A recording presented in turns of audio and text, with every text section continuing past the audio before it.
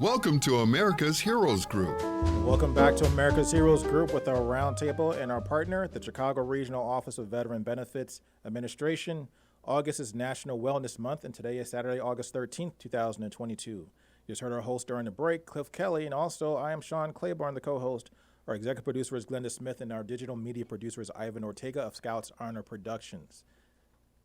And then also we have our panelists on the line, Justyna Berry. She's a U.S. Army Iraq combat veteran and the Chicago Regional Office Public Contact Representative. And we have Donnis Overton. She's a U.S. Army combat veteran and a U.S. Department of Veterans Affairs Public Contact team member. We're going to talk about military environmental exposures to burn pits, also the legislation that's been approved recently and how veterans benefits claims can be processed and filed. So let's talk about that. How you guys doing? Hi, good afternoon. Glad to have you guys on the line. Thank you for having us. How are you doing? Pretty good, very, very good. So tell us, so this past Wednesday, Biden signed into law. We have our president signed into law with the PACT Act. And then now we have the help that we will hopefully need to get more people the aid and care that there was for so many years, talking about decades now, they have not been getting because they've been exposed to toxic chemicals, breathing it in, getting it into their bodies, and it's been affecting them, getting them cancer, mixing it with their lungs, all kinds of horrible things. Tell us what we need to know in order to get approvals done. Hi. So I would just first like to say that the PACT Act is the largest healthcare and benefit expansion in the VA history. And I do want to let you guys know that you guys should look up the name of it, which it was named after Sergeant First Class Heath Robinson, honoring our promise to address comprehensive toxics, which is, the acronym for PACT. But if you actually look up Sergeant First Class Heath Robinson and his story, it's just very, very deep and sad. And I'm so glad and proud to work for the VA. And I'm so proud that this, act was passed. If you can, give us a little bit of insight as to Heath's story. I wanted to, because there's a lot of people I wanted to recognize. I'm glad you did it first. There's tons of people that are in on this for over a decade, fighting for this type of legislation to help people get this done. And also, like I said, this is something that millions of veterans have been exposed to over and over again and on their tours of duty and deployments overseas. Yes, so Sergeant First Class Heath Robinson served in the Ohio National Guard. He was a very healthy young man, served in the military, was exposed to toxic exposures, was denied service connection for respiratory conditions, and he pretty much suffered. And that's why they named the act after him. And he's the pioneer of this.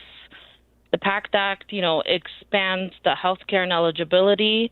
It expands 20 new presumptive conditions for burn pits and other toxic exposures. It adds presumptive exposure locations for Agent Orange and radiation, which is huge. So I know I'm kind of, skipping a little bit, but the Agent Orange portion is that it opens up 5 new locations for Agent Orange presumptive conditions. And the first one that I want to talk about is on any U.S. or Royal Thai military base in Thailand. If you served in any of those places between January 9th, 1962 and June 30th, 1976, please come and see us so we can refile your claim and, get you service connected. So Thailand, Laos, Cambodia, Guam or American Samoa, and the Johnston Atoll is the 5 new Agent Orange presumptive locations. And just make sure I put in the correct name to the correct voice. This is Justyna Berry? Yes. Okay. You're a U.S. Army Iraq combat veteran. So in your tours of duty as an Iraq combat veteran, how much exposure do you feel you had to these burn pits? Well, when I was in the service, I was in the Army, I was military police, and we were a platoon that was, in an outpost We were at JSS McHenry, which was a joint base with the Iraqi police, and we were doing PT around, where they were burning the garbage and everything else. They were throwing in Humvee batteries. They were throwing in uniforms. Just anything and everything went into the burn pit. And of course, in the Army, you have to stay on your PT and, make sure you pass your PT test. So they had us running around the perimeter of the base, which was all burning trash. And then what your memories are, what did it smell like to you? Not good. It smelled like trash, burning trash and smoke, And then also, I'm sure Donnis knows, when you go outside the wire and you go on missions, you're sitting as a gunner, your head is out. We weren't wearing masks. You're breathing in all that fresh air, and it's, it's burn pits. It's all the particles getting into your lungs. So as a person who's been through that, and once again, I've never been deployed, so my experience with chemicals, I've had a lot of experience for jobs I've taken where I've been exposed to things like similar to burn pits and other things, which you never get that smell out of your head. Like when I think about it, I still think of that. To me, I describe some of those smells as somebody took some rotten eggs and lit them with lighter fluid, or like maybe, right. you know what I'm saying? That's what pops into my mind. It's like, what the hell is that smell? And you look on the horizon, you see that big ass cloud of spilling black smoke, But then, right. On the flip side of that, so now we have this act that's been passed. Now, what is the first thing that veterans need to be doing in order to make sure? Because we had this conversation before the show, is that when you are healthy, and I never thought about this, when you're healthy, you think everything is good. And then all of a sudden you get older. So what do we need to do? Yep. So the first thing that I would recommend all our veterans to do is sign up for an account on VA.gov and possibly request a copy of your file and see what you were denied for. I'm pretty sure that on VA.gov it does show what conditions you were previously denied for, but I'm always going to harp on this. Find out why you were denied. What is the actual reason why you were denied? Because as you know, for service connection, we need 3 things: in-service event, current condition. Once you have those 2 things, you file a claim. We'll set up an exam where we'll determine if there's a nexus between the 2. But, the presumptive conditions kind of change all of that because we don't need the third part, which is the link. Okay. And then why is it so important for people? I know there's a registry as well. Is that still necessary? Donnis, do you know? As far as the registry, I would say yes, because it still is a way to track conditions, not only for Vietnam veterans, but for also Gulf War veterans as well, who are also affected by this PACT Act. It's a tool that is utilized in order for the examiners to be able to see what conditions that a large group of people are suffering from that may not be on the presumptive list. And in the event that these large group of individuals is suffering from conditions that are not on this presumptive list, then that's a possibility that those conditions can be added to the presumptive list. So for me, my advice would be is if you serve anywhere in the Gulf or during the Vietnam era, I will most certainly sign up for that burn pit registry and go for that exam, because you just never know. And then with this list of presumptives, is it going to be easier for veterans to get treatment, and then will they need less documentation? So I'm guessing from what I understand about this is that all this, prove that you were here, prove this was done, prove that, prove this. In this particular case, if you were there at that particular theater or combat zone, you are going to be approved. Correct. As long as you have the condition diagnosed and you served in the area of operations that's presumptive, you don't need the nexus. So it makes it a lot easier. Thank you for bringing that up. And that's a huge thing for a lot of veterans because there's always this for veterans who have been denied benefits before. We're not even talking about disability benefits. Like it's not about the monthly checks. It's about just getting something taken care of at the VA and getting the extensive care and treatments and the resources available to get your health care straight.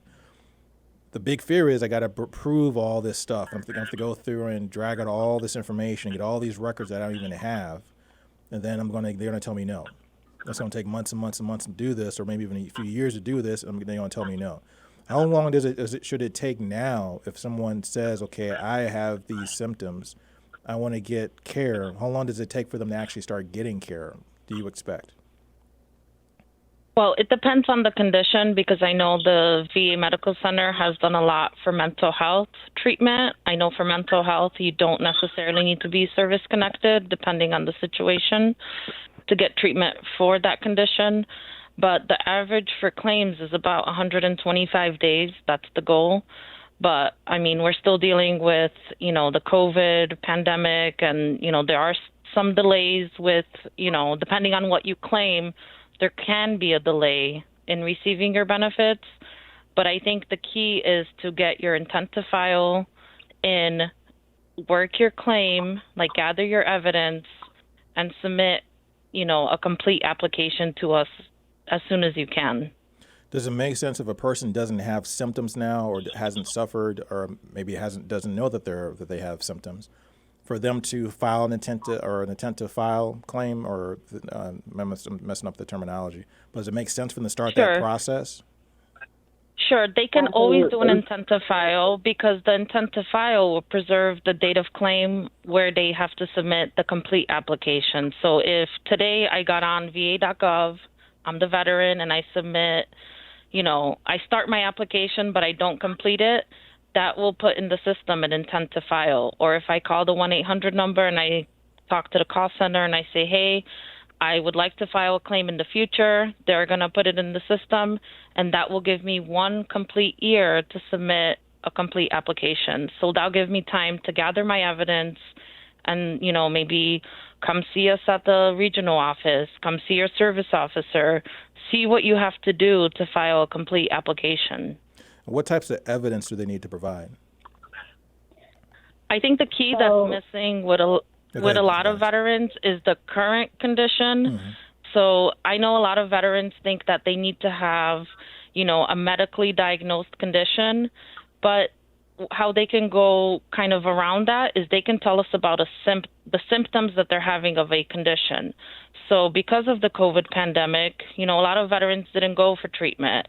The VA was, closed down, or they had limited, opportunities to see a healthcare provider. So they can write a statement about their current symptoms, and that will work as evidence of a current condition, unless it's something that needs to be diagnosed through medical evidence, such as a cancer. Mm-hmm. Then we need medical evidence for that. But if I'm an Iraq veteran and I'm having shortness of breath all of a sudden going up and down stairs, I'm competent enough to write a statement about what I'm feeling, and how long I've been having this condition. And the VA will use that as medical evidence. And then, so what if a person goes through this and say, for example, I was diagnosed with histoplasmosis maybe 4 years ago. That's a very strange, weird, odd, rare, lung issue, whatever. Don't know where that came from, how I got it, but I was diagnosed with it. If I were to go through that system today and then say, for example, they say, well, you have histoplasmosis, you don't have, the bronchitis, I think it was called, what do they call it now? They call it restrictive bronchitis. Bronchitis. Mm-hmm. So if I don't have that, will I be kicked out of the system, or how will that work from what you know? So each claim is kind of different. So maybe in your case, I would ask you to provide what do you think caused that condition? So let's say you were living in the barracks or something like that on active duty, and, sometimes they have you sign some kind of asbestos, registry or something like that. I've seen that in records before, for especially the Navy folks. So there's it just depends on what you were exposed to. So are you guys also wanna hopeful? I'm sorry, point go ahead, out- Dennis. Go ahead. I'm sorry, I didn't mean to cut you off. I also want to point out, I know that you inquired about health care. I will say this to you and all veterans or anyone listening. If you are experiencing any type of symptoms or anything that you think or that might cause an issue later or something that you're not sure that you could file for, go to the doctor. You don't necessarily have to go to the VA either. And even if you do go to the VA and they say you don't have to be service connected to go to the VA. Let's put that out there. You do not have to be service connected to be seen at the VA. What happens is, just like any other hospital, you'll have a copay or they might have you pay for your medication or something, but the price is not going to be astronomical as if you went to an emergency room. You might have to pay like $10 or $20, but you do not have to wait. If you have any symptoms, go and be seen because you might need those records later. They might be vital, a year or two later on down the road. Wow.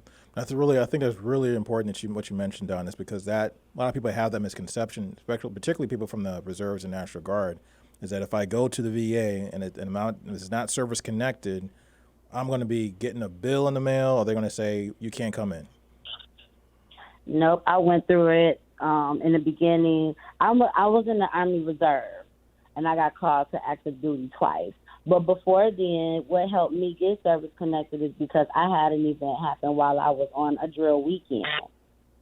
So they didn't turn me around at the door and say, you're not service connected. They just invited me on in, and I had to pay for my medication, which was $20.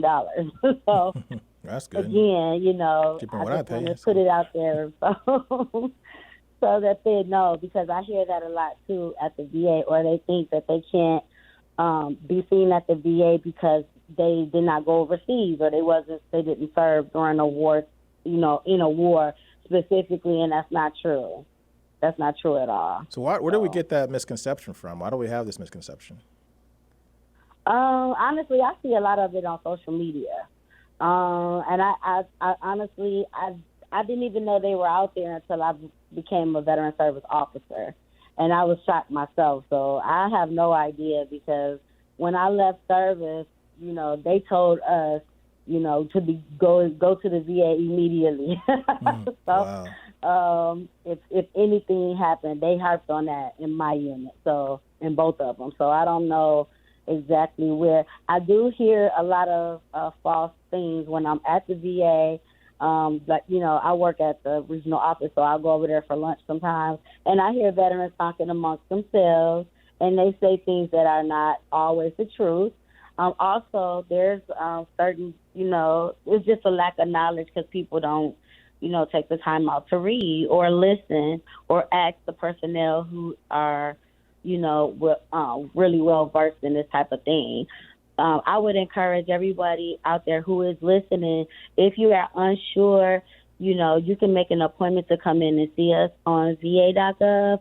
You can also call the National Contact Center and make an appointment for us to give you a call if you cannot come in, and that number is 1-800-827-1000. And this is where we will give you will set up a time for us to give you a call. It is not a video. It is a phone call, and we're not bill collectors, so it will show up as a 1-800 number, but you can set up a time for us to call you and discuss general benefit questions or address any questions that you may have, or make an appointment to come see us, or do research on va.gov.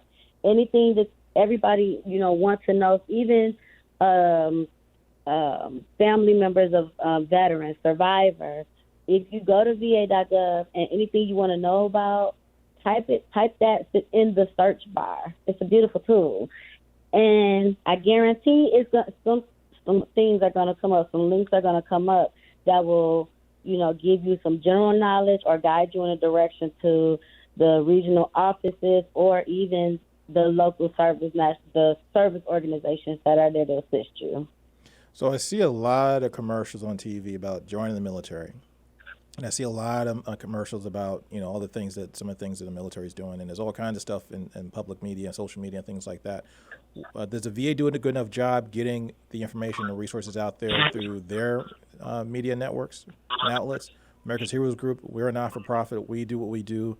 But what is the VA and what is the VA system doing to get their message out there so people know and have the information that they can, sign up because of the PACT Act and get treatment for their breathing discomforts and breathing issues and things like that, or just knowing that you can just go to the VA and get treated? Okay, so it's things like this. Most importantly, what the VA is doing right now is outreaches. Like tomorrow, me and Justyna will be at the fair out in Springfield, readily available to set up an appointment, file intensive files, and talk to veterans about, things that they may have questions for. Also, there are, again, there is VA.gov, which is a vital tool. And for those of us who are older and who may not know, they can always set up a virtual appointment to have us call them just for general information. But for us at the VA, outreaches are extremely important, and we do outreaches for, with a multitude of organizations, everywhere from, the fair. We was at the, last month we went to the Armory over on 55th at the stand down. And, if there's anybody out there that would like us to come to their establishment to talk to veterans, then please get, you all can set up an appointment to have us give you a call and talk to us about that, or, reach out to us via email. My email is donnis.overton@va.gov, which is DONNIS.OVERTON@va.gov. And Justyna as well. We need to do an event in order to bring people together and bring veterans together so we can, get some of the information out there. Because even when you talk to a lot of the American Legions and a lot of the VFWs, there's not, some of the smaller ones don't have the information you just talked about. So we got to get out there. We got to set up some kind of event. Have you ever seen a Veterans Affairs or Veterans Benefits Administration or a VA commercial? Is there one out there that exists? I personally have not. I'm not a big TV girl. I have. I've seen one, but only for recruiting for careers, which based on the PACT Act. There's a lot of job opportunities coming. Mm-hmm. So, I would look up on YouTube. There's a Veterans Benefits Administration channel. I have seen that. I have seen the VBA channel on YouTube. That's been pretty cool. And also you can check out America's Heroes Group. Go to our website, look at our old YouTube videos, our Facebook. Check us out. Check out some of the organizations like the VSOs, like the DAV, Disabled American Veterans. Great place, great VSO.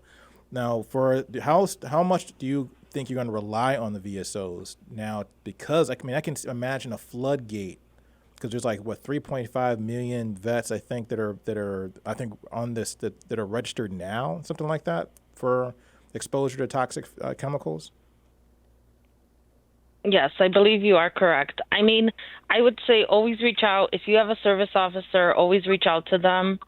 But, knowing that they may be, overextended, you can always take matters into your own hands and get on VA.gov, come see us at the public contact team, and, each case is different. So we can help you with your individual case. And I think that's the biggest key in all of this, is that each claim is different and each case is specific. So we would love to help you guys out. I appreciate that. And then also, not to get on my soapbox again, but I say this every time we have this conversation about veterans benefits. If, like I said this earlier today, before the show, if I fell down in this radio station today, there would be aid and help and medical care for me. That I wouldn't have to go and prove that I was at a certain place, certain time. I just go file a claim with my insurance company. at my job, and I would get covered. They would treat me. Might have a copay, whatever. And granted, it gives me more comfort to have more knowledge that you can walk into a VA hospital and get care that way.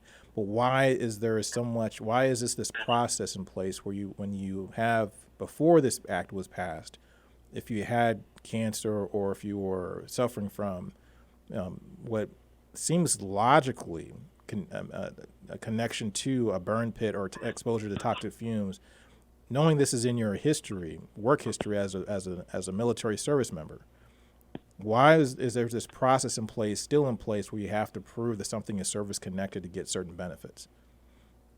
Well, I think that prior to this PACT Act, how it worked is that a veteran, even myself, when I claimed my asthma condition, I claimed it directly due to burn pits. And then what the VA did is they requested an exam, and they asked the examiner, is her current asthma related to burn pits? And then it kind of puts it back on the examiner to explain if it's service-connected and why or why not. This way, it's presumptive, you know what I mean? Mm-hmm. So now we're not asking the doctor if it's due to service. Now we have a law that protects that. So it kind of just changed things. And thank God it did. Ms. Donnis Overton, U.S. Army Combat Veteran and U.S. Department of Veteran Affairs Public Contact Team Member, and also our panelist, Justyna Berry, she's a U.S. Iraq Combat Veteran and the Chicago Regional Office Public Contact Representative. Thank you for your time and also this great information.